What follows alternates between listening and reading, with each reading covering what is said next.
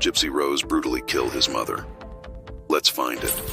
He's in dreams, believing they would never materialize, disputed Dee Dee's attempts to restrict Gypsy's internet usage, going as far as destroying her phone and laptop and allegedly locking her in a shed.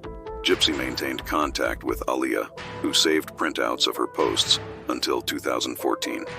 The following year, Gypsy arranged and paid for Nick to meet her mother in Springfield. Her plan was for him to coincidentally encounter them at a movie theater, both in costume, and to strike up a relationship with Dee Dee present. When they finally met in person in March 2015, while watching Cinderella, Nick claims Gypsy led him to a bathroom handicap stall where they had sex. However, Gypsy disputes this, stating they did not have sex and that Nick was unable to get erect. Despite this discrepancy, they continued their online interactions and began developing their plan to kill Dee Dee.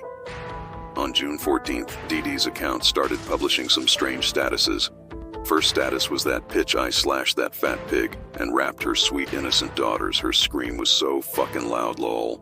After seeing concerning Facebook statuses posted from Dee Dee's account, the Blanchard's friends suspected something was amiss.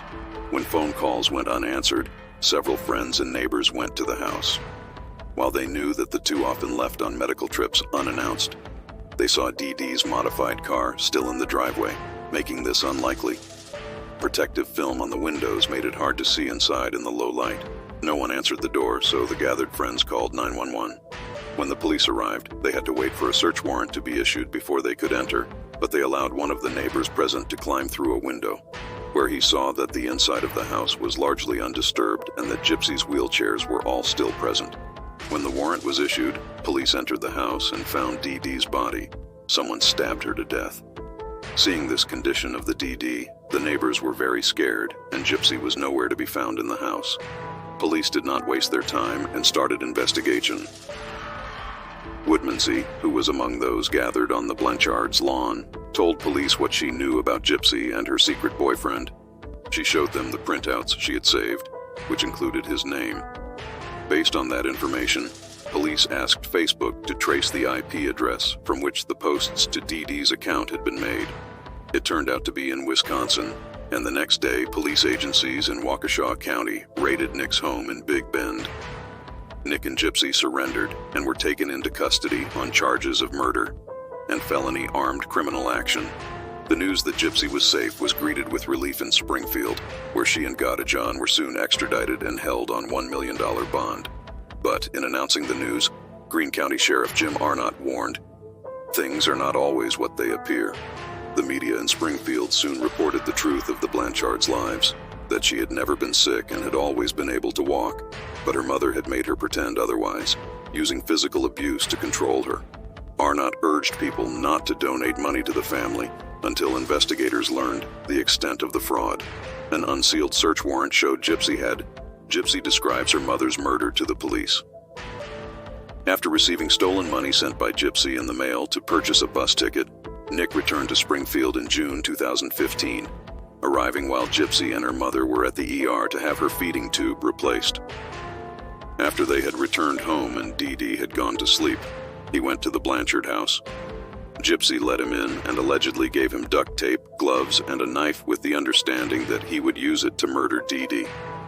Gypsy hid in the bathroom and covered her ears so that she would not have to hear her mother screaming.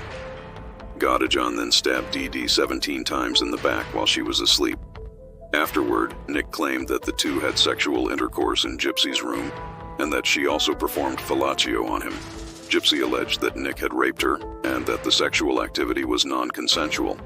She alleged that Godejohn told her he would rape her because she did not allow him to rape Dee Dee before the murder, as he had previously fantasized about.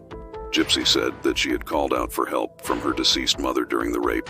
They took over $4,400 in cash that Dee Dee had been keeping in the house, mostly from Rod's child support checks. They fled to a motel outside Springfield, where they stayed a few days while planning their next move. During that time, they were seen on security cameras at several stores. Gypsy said at that point she believed the two had gotten away with their crime. They mailed the murder weapon back to Nick's home in Wisconsin to avoid being caught with it, then took a bus there. Several witnesses who saw the pair on their way to the Greyhound station noted that Gypsy wore a blonde wig and walked unassisted. After the disclosure of how Dee Dee had treated Gypsy, sympathy for her as the victim of a violent murder quickly shifted to her daughter as a long-term victim of child abuse.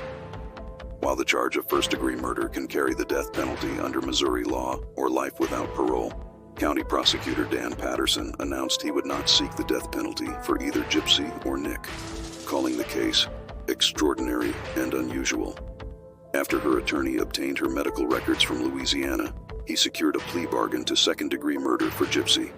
She was so undernourished up to this point. During the year she was in the county jail, her lawyer told BuzzFeed that she had gained 14 pounds, 6.4 kilo, in contrast to most of his clients who typically lose weight in that situation. In July 2016, she accepted the plea bargain and was sentenced to 10 years in prison. Friends, if you like this true crime story, then definitely subscribe to the channel and support it.